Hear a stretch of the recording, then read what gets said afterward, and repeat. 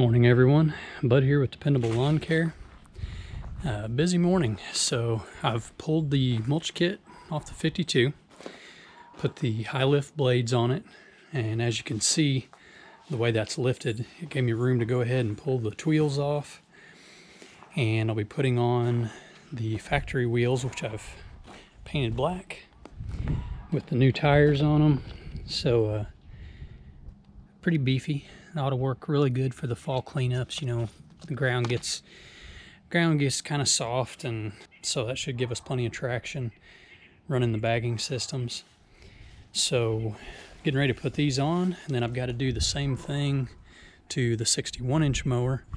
And I also today I'm going to go through, probably take all the stick equipment out of the trailer and get all that winterized and taken in either in the shop or in the garage, one or the other. Basically get everything out of the trailer that's not going to be necessary for fall cleanups starting tomorrow. So that's kind of the plan for today. So stick equipment's coming out. Pretty much everything else will stay in. The FW15 is going to come out. And so you guys know how I've done the leaf cleanups in the past. I use the open trailer because it has the most room, or at least it did before I bought this trailer. We lay down tarps and we fill up one tarp at a time, usually 3 tarps. And then when we go to unload, we drag the tarps off and, you know, dump a tarp out, grab the next tarp, etc. That's about the easiest way we found to do leaf cleanup and removal without having a dump trailer. And so what we're going to do with this trailer, now that we have it and we have so much more room, I mean, you know, this trailer is a foot wider. It's enclosed, so we don't have to worry about leaves blowing out when we're going down the road, you know, when we're going to empty out or going to a next job. The FW15 will come out, and then we're going to basically do exactly like we've done in the past. I picked up some 8x10 tarps. I'm going to lay one in the front, dump loads on that, lay down the next tarp, dump loads on it, etc., you know, until we have it filled up or whatever the job calls for. And then we'll go empty it out, come back and get some more. So most of our yards in town, at this point in the season, now that we've mulched up several times, most of them we can get, you know, probably 2 yards or 2 properties cleaned up before we have to go dump the trailer. And so we'll kind of see how that works out this year with this being a bigger trailer. Might be able to get 3 yards, 4 yards, I don't know. So, which will work good in the neighborhoods where I have multiple yards on the same street. So that's just kind of the game plan. Okay, so the 61's done. Those are some pretty beefy tires. And that definitely fill it out nice. Ought to get some amazing traction with the bagging systems on. So now it's time to put the baggers on. Before I do, a couple quick tips. You know, you guys have been doing this for a long time. This is probably stuff you already know, but the newer guys, maybe not so much. First thing, mulch kits. This is both of the mulch kits off the 52 and the 61. Something that I do after I've removed them, I put all the bolts and nuts back in the parts exactly the way they are supposed to go. So whatever direction the bolt is ran, you know, in most of these, if not all of them, the nut goes on the outside of the deck and the panhead bolt goes on the inside. So I put everything back exactly how it goes. So when I go to put these on again next year, everything will be right where it needs to be. All I've got to do is slap it back on. Also, that keeps you from losing these nuts and bolts. So that's one thing. You know, parts like mulch kits, I've got my chute blockers over there buried in the wheelbarrow, but the chute blockers, I do the same thing. And then this is something else too. Now I've got 2 reasons for doing this.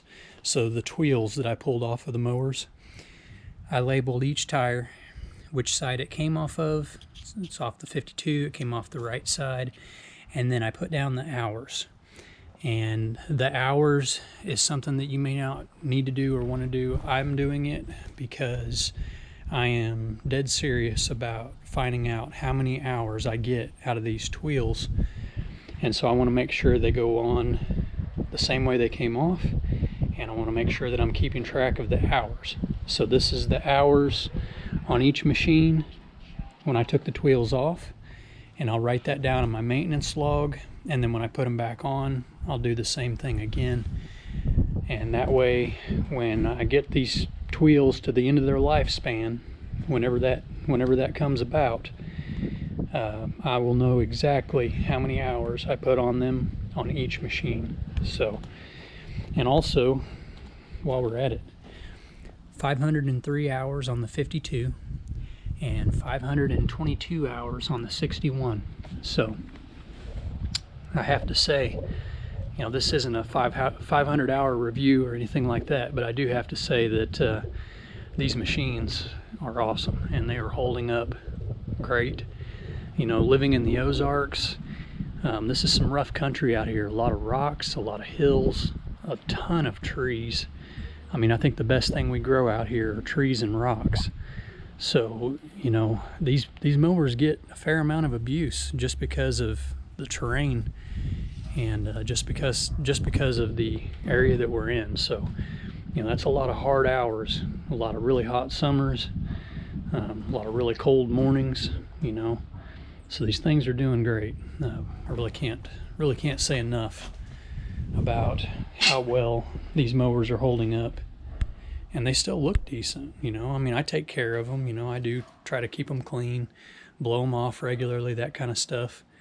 But you know, I mean, the machines look good. They have a good professional look to them when you pull up on a property. And I've had a lot of compliments from my customers on how my equipment looks, and also the quality of our work. You know, it speaks for itself. So, but just wanted to give you, like I said, a couple quick tips, and we're ready to throw the blowers on the Proteros. So let's go ahead and get that done. All right, guys, the PV13 is on the 52 and all ready to go, and we're actually going to fire it up and try it out for the first time.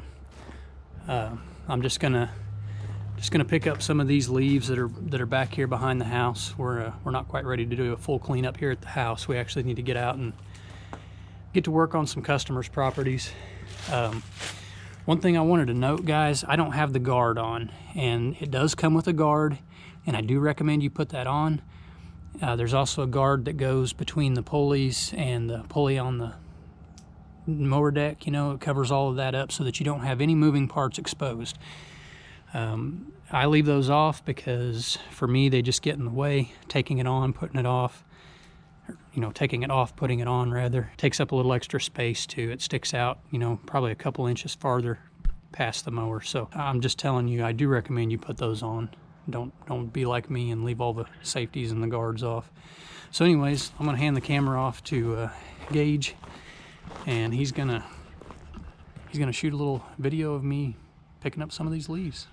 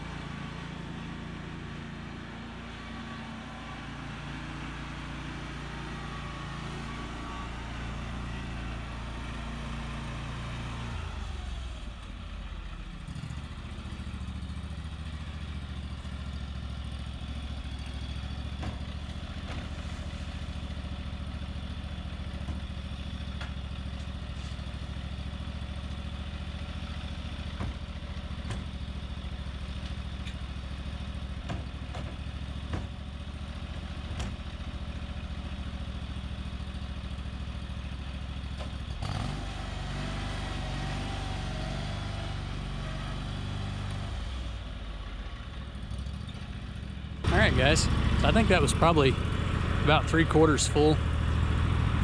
You know, no more than I picked up out here. Of course, these are also not mulched, and they're heavy oak leaves. That's pretty much all we have around here. It's leaves like this. They're just big, heavy leaves, and they stack up pretty deep, pretty fast. And if you don't mulch them up, you know, they'll fill up a bagger pretty quick. But there was some blowout. I know you could probably see that on the video. There was a little bit of blowout. That's just because I've got the deck up on 3.5 inches and we're on gravel. There's no grass or anything to kind of catch some of that. When you're on a lawn, and you'll see that on upcoming video, when we're on a lawn, it doesn't do that. There really isn't any blowout. So anyway, that's the PV13, guys. That's the PV13, the Protero vac 13, and the 13 is 13 cubic feet. So I've got the PV18, which is 18 cubic feet. That's basically how those are sized. So that's what the 13 is.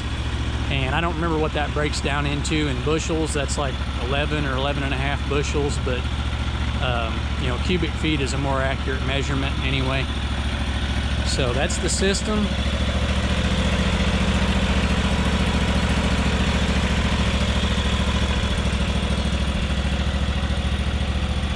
And as you can see, I mean, it does stick out on the side of the mower. It takes up about 10 inches out the side of the deck.